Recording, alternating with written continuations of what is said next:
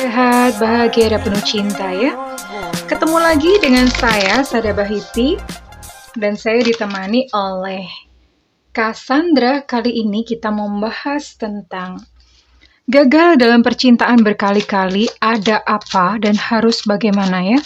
Ada apa sebenarnya? Jadi kalau misalnya kegagalan itu udah bolak-balik, satu peristiwa itu sudah berkali-kali terjadi hingga membentuk satu pola berulang ya. Sekalipun dengan orang yang berbeda, tapi kemudian terjadi lagi, itu berarti semesta ingin menyampaikan sesuatu kepada kita. Dan selalu itu adalah tentang sesuatu di dalam diri kita, karena ada jagat alit, jagat ageng.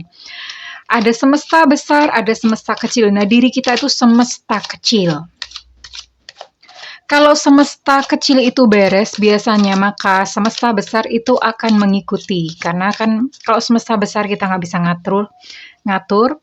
Tapi kalau semesta kecil kita bisa kendalikan ya, dan kita perbaiki yang di dalam.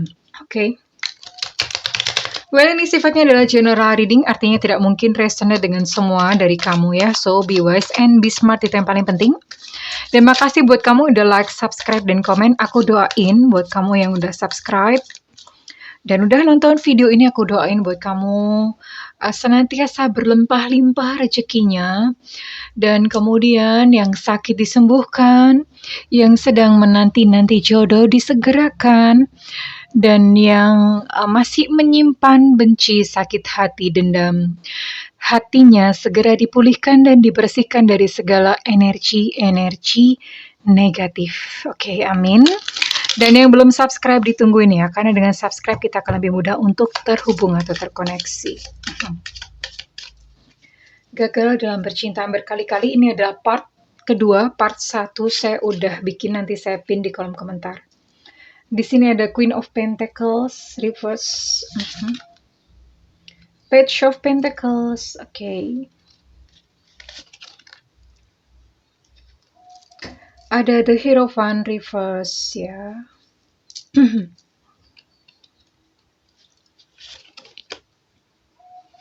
Ada Three of Swords reverse. Five of Swords. Five of Swords, Ace of Pentacles. Wow. Pentacles. Oke, energi yang dominan di sini adalah energi tanah, elemen tanah. Jadi buat kamu yang kebetulan saat ini menonton video ini untuk faktor action itu sedang dominan, ya, karena mungkin kamu di sini yang udah berkali-kali gagal, kamu berpikir bahwa namanya orang tuh harus usaha gitu biasanya. Nah, usahanya itu entah mungkin kamu mencoba untuk join dating site, atau kamu usaha dengan menghubungi mantan misalnya, atau menghubungi orang-orang. Kamu udah berusaha gitu untuk menjadi sebaik-baiknya. Actionnya di sini tuh kental sekali. Atau misalnya kamu mencoba untuk menyapa duluan. Even kalau misalnya kamu perempuan, kamu memberanikan diri untuk yaudah deh gue maju duluan, gak apa-apa, demi dapat jodoh gitu. Jadi di sini ada kental untuk faktor action ya. Jadi yang sering diabaikan atau mungkin orang tidak tahu adalah kita selama ini berpikir bahwa kalau misalnya membutuhkan sesuatu ya action, ya memang benar, itu benar. Tapi ada sesuatu yang tidak terlihat yang itu justru akan menjadi faktor penentu. Jadi gini, kita itu otak itu ada dua ya, ada conscious mind, ada unconscious mind atau subconscious mind. Pikiran sadar dan pikiran bawah sadar. Teman-teman bisa googling, bisa cek, bisa pelajari, namanya Heisenberg. Ya, itu Heisenberg. Jadi parahnya, pikiran sadar kita tuh hanya mengendalikan sekitar 12%. Nah, sisanya yang 88% itu adalah pikiran bawah sadar. Nah, pikiran bawah sadar ini kan kita nggak sadar, namanya juga nggak sadar. Kalau pikiran sadar itu yang ada di otak kita, itu kita sadari ya. Yang pikiran bawah sadar kita tuh nggak ngerti loh. Gitu, karena namanya juga ketutup kan. Dan parahnya justru pikiran bawah sadar itulah yang membentuk realita dalam kehidupan kita. Jadi misalnya kamu punya realita A ya. Realita A itu disebabkan oleh 12% pikiran sadar dan 88 pikiran bawah sadar. Jadi, poinnya apa? Kalau ya hal-hal yang terjadi dalam pikiran kamu, dalam kehidupan kamu itu sebetulnya itulah yang tersimpan di dalam pikiran bawah sadar kamu, oke? Nah, teman-teman udah bingung apa bingung? Mudah-mudahan nggak bingung ya, karena kita bicara tentang pemberdayaan diri di sini ya. Oke. Dengan memperbaiki paradigma, ya, itu kita memperbaiki hidup ya. Paradigma, kemudian nanti dari paradigma itu kita menanamkan nih dalam pikiran sadar, even dalam pikiran bawah sadar.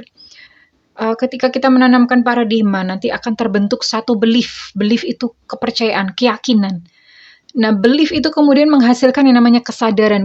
Kesadaran itu akan akan membentuk realita kehidupan kita ya. Jadi buat kamu yang hidupnya acak-adul, kacrut dan segala macam, pasti itu banyak belief-belief yang salah di dalam kepala, di dalam otak kamu, dalam pikiran bawah sadar. Itu harus dibongkar dan diperbaiki ya. Caranya memperbaikinya seperti itu. Karena kalau misalnya itu tidak diperbaiki, sekeras apapun usaha kamu di dalam realita, dalam alam nyata, itu juga percuma gitu ya. Dalamnya dulu, mesinnya dulu yang perlu dibongkar, oke? Dan di sini ada Queen of Pentacles. Beberapa dari kamu yang kebetulan mungkin sulit mendapatkan jodoh ya. Kamu di sini juga mengalami satu persoalan keuangan atau persoalan finansial. Biasanya memang begitu, ada satu masalah di satu bidang, ada masalah di bidang lainnya. Begitu pula kalau misalnya ada satu perbaikan di satu bidang, itu bidang-bidang yang lainnya itu akan mengikuti. Biasanya seperti itu. Even di sini saya melihat kamu bahkan sudah mulai kayak losing hope. Kamu sudah males, udah males lah, gue udah males kayak berdoa gitu, udah males ya. Udah males ya namanya, paling nanti gini lagi gitu. Jadi udah apa namanya, skeptis gitu ya. Udah skeptis gitu, dan ini kelihatan banget kalau kamu udah lelah. Ini ada Five of Swords. Kamu yang biasanya itu semangat, even misalnya masalah orang aja kamu bantu, sekarang masalahmu sendiri itu kamu udah capek. Capek, Cin. Ya. Di sini udah lelah, udah capek ya. Dan di sini ada Ace of Pentacles. Ace of Pentacles di sini berbicara bahwa in future, kan ini kartunya terletak di belakang. In future atau di masa depan itu ada banget kesempatan untuk kondisi kamu yang saat ini itu berubah untuk menjadi lebih baik. Masalah-masalah selesai, ya. Tentu saja dengan perubahan paradigma, dan kita akan lihat ya di sini ya. Oke.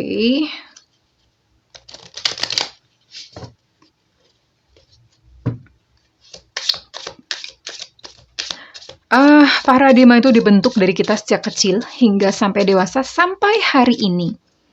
Jadi pikiran kadang kita nggak sadar ya. Peristiwa-peristiwa yang kita lihat di masa kecil itu mempengaruhi kehidupan kita today atau hari ini, saat ini.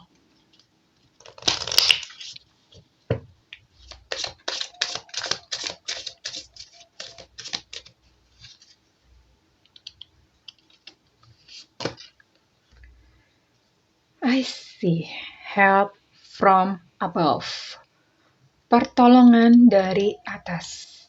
Dari atas itu adalah higher power alias Allah, Tuhan, semesta alam. Ya. Even beberapa dari kamu tuh mengalami satu ketakutan di dalam diri. Ketakutan ini dalam relationship ya. Jadi misalnya begini, aku takut nanti kalau misalnya aku menikah, aku bakal diatur-atur sama suami atau sama istri. Aku takut nanti kalau misalnya aku menikah itu bisa cukup nggak ya uangnya? Bisa hidup sejahtera nggak ya? Nah, ketemu. Takutnya di apa? Ketakutan itu biasanya disebabkan oleh pengalaman masa lalu. Misalnya kamu yang takut nanti finansialnya nggak tercukupi kalau misalnya aku menikah gitu atau gimana. Atau misalnya kamu yang pria, ini biasanya pria ya. Aku bisa nggak sih nanti menghidupi anak orang? Nah, itu ketemu. Itu kemungkinan besar ketika kamu kecil, Ya, masa kecil kamu mengalami satu kehidupan yang berkekurangan atau biasanya seperti ini. Sama bapak ibumu, kamu udah diprogram. Cari duit itu susah, Nak. Biasanya anak kecil digituin. Kalau pergi, jangan minta-minta ya. Bapak ibu tidak punya duit gitu. Biasanya dibilang seperti itu. Cari duit itu susah. Nah, ketika kamu melihat kondisi seperti itu ditambah perkataan-perkataan dari orang tua itu masuk ke dalam pikiran bawah sadar, akhirnya terbentuklah kamu yang sekarang. Ada ketakutan nanti secara finansial nggak cukup. Takut nanti kamu tidak mampu untuk menghasilkan uang. Nah, sebetulnya dasar-dasarnya dari situ. Ketakutan dalam percintaan, misalnya kamu melihat kedua orang tua kamu bercerai, bisa bisa saja. Atau ada saudara kamu yang bercerai, kamu melihat misalnya papa kamu selingkuh atau gimana. Nah, peristiwa-peristiwa semacam itu membuat menanamkan satu ketakutan di dalam diri kamu. Aduh, nanti gue gimana kalau misalnya menikah digituin nggak ya? Dan parahnya biasanya terulang. Biasanya terulang dalam diri kamu gitu ya. Nah, ketakutan-ketakutan itu membentuk dan mencegah kamu sendiri untuk bertemu dengan jodoh ya. So, menghadapinya adalah dengan courage atau keberanian, berani. Jadi, takut itu lawannya adalah berani. Jadi misalnya gimana? Misalnya takut punya uang, ya takut punya uang, takut nggak bisa menghasilkan uang atau takut nanti mengalami satu perceraian, takut diselingkuhi dan segala macam. Ya, itu pertama ya. Kemudian yang kedua, setelah kamu menyadari ketakutan kamu, yang kedua, kamu cari akarnya. Akarnya apa? Lalu maafkan ya. Jadi kalau misalnya kamu melihat papa kamu selingkuh dulu waktu masih kamu kecil, maafkan papa kamu, maafkan ayah kamu, bapak kamu, maafkan. Misalnya, waktu kecil kamu selalu dibilangin orang tua untuk ngirit, nggak boleh minta ini. Maafkan kedua orang tua kamu. Ya, datang kepada orang tua once again. Lagi-lagi ini, saya banyak ya klien datang konsultasi ke saya. Pada umumnya mereka selalu punya masalah terhadap orang tua. Dan selalu saya menganjurkan kepada mereka, datang ke bapak ibu. Minta maaf, dan maafkan mereka, peluk mereka ya. Gengsi Kak, ya udah. Kalau misalnya ngomongnya udah gengsi, ya udah kamu pilih gengsi atau kamu pilih masalah kamu selesai. Pilihannya cuma simple seperti itu. Ya. So, kalau misalnya kamu udah mengalami ini, hadapi semuanya dengan berani. Berani aja. Masa depan yang kamu khawatirkan belum tentu terjadi. Dan help from above. Ya, tentu saja kita perlu terkoneksi dengan ilahi. Ini bahasanya sih udah tinggi ya. Saya even nggak tahu bagaimana cara menyampaikannya. Once ketika kita berada dalam satu kondisi kesadaran ilahi itu sebetulnya semua masalah selesai. Bingung ya? Saya rasa ini mungkin nanti kapan-kapan aja dibahas. Ini terlalu berat ya. Tapi yang jelas, percaya saja, yakin bahwa Tuhan itu memberikan kehidupan yang baik buat kamu. Seringkali teman-teman atau orang konsultasi ke saya, Kak ini udah takdir ya hidup saya begini. No, bukan. Tuhan itu selalu menyediakan kehidupan yang baik buat kamu. Nggak ada yang misalnya Tuhan itu mau kamu sengsara atau apa. No, nggak seperti itu. Sengsara kita sendiri yang ngebikin. Ya, taubah, jatuh, apa segala macam itu kita sendiri yang mengundang. Tentu saja dengan satu tujuan yang mulia. Ya, jadi selalu berprasangka baik ya terhadap Tuhan. Jangan berpikir bahwa hidupmu yang kacrut ini adalah takdir. No, bukan. Ya, pakai kerangka bahwa Tuhan memberikan yang terbaik. Yakin aja. Pokoknya yakin, ya. Pokoknya yakin, modal yakin. Kak, apakah ke depan saya ada jodoh yang baik untuk saya? Soalnya saya selalu ketemu yang buruk, yang jahat. Nah, ketika kamu bertanya seperti itu, ketika kamu meragukan, maka pasangan tidak akan datang. Yakin aja, yakin. Kenapa? Kalau yakin, kamu yakin tuh indikasinya tenang. Tenang kok. Umur merangkak, ya udah biarin aja. Tenang, aku yakin. Yakin di depan itu pasti ada Tuhan itu kasih seorang pasangan yang terbaik buat aku, yang paling sesuai untukku, ya. Yakin. Kalau udah yakin tuh tenang. Kalau kamu masih kemerungsung, masih gelisah, berarti kamu belum yakin. Oke. Dan di sini ada beberapa dari kamu yang mengalami masalah gambar diri yang buruk. Aduh, ini mah ini banyak banget. Ini biasanya dialami oleh wanita. Gambar diri yang buruk itu bagaimana sih? Misalnya kamu pas kecil, kamu suka dikatain, anak siapa ini jelek banget, anak siapa jelek banget, hidungnya pesek. Banyak mengalami seperti itu. Dan itu mengakibatkan satu gambar diri yang buruk buat kamu ya. Kamunya jadi aduh aku jelek ya, aku nggak pantas untuk dicintai. Padahal cinta itu nggak ada loh relevansinya dengan kondisi fisik ya. Nggak ada sebetulnya. Kan toh teman-teman bisa lihat nggak kadang orang yang mungkin fisiknya nggak terlalu istimewa, mereka dapat jodoh tuh. Orang cacat aja dapat jodoh. Mohon maaf, misalnya kalau kamu berpikir bahwa cuma yang cantik, yang langsing aja yang bisa dapat jodoh. Banyak kok yang overweight itu juga dapat jodoh loh. Ya, jadi nggak ada. Jodoh itu nggak ada relevansinya dengan yang namanya body atau penampilan ya. Itu sebetulnya nggak ada ya. Jadi, tapi bukan berarti kamu terus abai terhadap kondisi tubuh, nggak mau merawat diri, bukan seperti itu ya. Tetap perhatikan, tapi yang jelas gambar diri kamu yang pertama adalah kamu harus menanamkan di dalam diri bahwa kamu itu layak untuk dicintai. Setiap pagi ketika bangun pagi, menghadap ke cermin, lalu kamu katakan, kamu tatap wajah orang yang ada di dalam cermin, which is itu adalah diri kamu sendiri. Kamu katakan kepadanya bahwa kamu layak untuk dicintai. Ya, atau kamu katakan aku layak untuk, aku bilang aja kamu layak untuk dicintai, sebut namamu ya, misalnya nama kamu siapa? Misalnya Syahda gitu. Syahda, kamu layak untuk dicintai. Kamu layak untuk mendapatkan pasangan yang terbaik. Kamu layak untuk menerima cinta yang indah. Nah, afirmasi seperti itu setiap pagi ya sayangku ya, oke. Dan di sini ada bahas kayak gini kok panjang banget ya. Ini udah video kedua dan saya rasa ini mesti terakhir ya.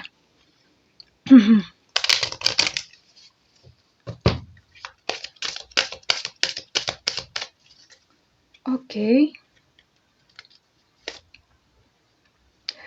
Beberapa dari kamu cobalah untuk berdiet ya.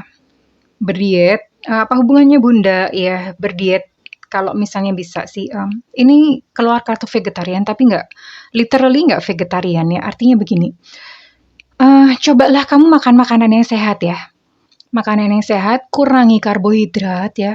Karbohidrat itu lemes, terus kemudian banyak ya, karbohidrat itu diubah menjadi glukosa, kemudian glukosa itu diubah menjadi lemak, itu pengaruhnya panjang. Kemudian kelebihan lemak membuat kita cepat ngantuk, membuat kita lesu, kurang semangat ya. Ya, sehingga dalam realita itu menjadi kurang menarik. Gimana sih kalau misalnya orang lemes ya? Oke, cobalah bergerak ke makan makanan sehat. Pertama, tentu karena kamu perlu menyayangi tubuh kamu sendiri. Kalau misalnya kamu sayang pada tubuh sendiri, tentu saja kamu ingin tubuh kamu itu mengasup atau makanan yang terbaik. Emotional healing, yes sayang, definitely you need emotional healing. Kamu butuh yang namanya emotional healing ya, untuk membereskan rasa-rasa sakit itu mulai dari kecil sampai masa sekarang itu banyak banget ditumpuk. Emotional healing nanti Bunda akan kasih di kolom komentar, akan kasih satu video untuk emotional healing ya. Namanya terapi Ho'oponopono. Ini silahkan dilakukan. Nanti saya pin aja untuk terapi Ho'oponopononya. Dan ini tadi ya, percaya. Pokoknya modal yakin. Have faith as everything is working in your favor. Jadi semuanya itu memang Tuhan itu udah sediakan. Pokoknya yakin aja, percaya aja ya. Jangan bertanya-tanya bahwa ada nggak sih jodoh buat aku? No, ada. Ada, pokoknya yakin ada aja ya. Ada jodoh yang sesuai. Tentu saja kita mesti yakin bahwa yang namanya jodoh yang sesuai itu, karena kadang-kadang orang itu nggak logis sih ya gitu. Maunya tuh, mintanya itu jodoh yang modelnya kayak Brad Pitt apa segala macam, susah Cin gitu ya. Ya sesuai dengan kamu, kualitas kamu seperti apa. Terus kemudian ya jodohnya itu sesuai dengan kamu. Gitu ya. Jadi terbuka terhadap yang datang, terbuka ya.